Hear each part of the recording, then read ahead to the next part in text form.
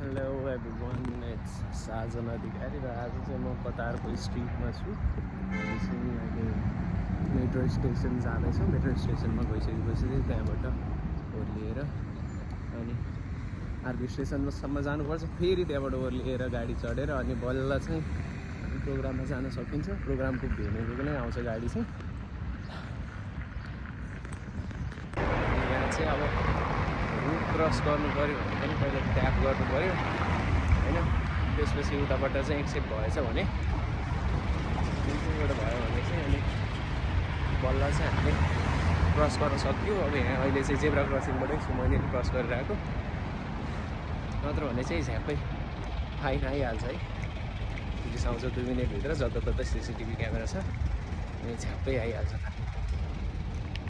अब यहाँ साइडमा अहिले यहाँ जाम जस्तो देखिरहेछ।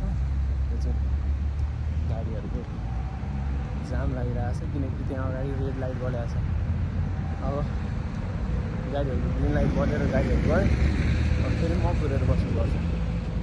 कुनै कुनै ठाउँमा चाहिँ कुर्नु पर्दैन किनकि त्यहाँनिर लाइट हुँदैन। जहाँनिर लाइट छ त्यहाँ चाहिँ कुर्नुपर्छ। म देखाउँछु है कस्तो छ भनेर।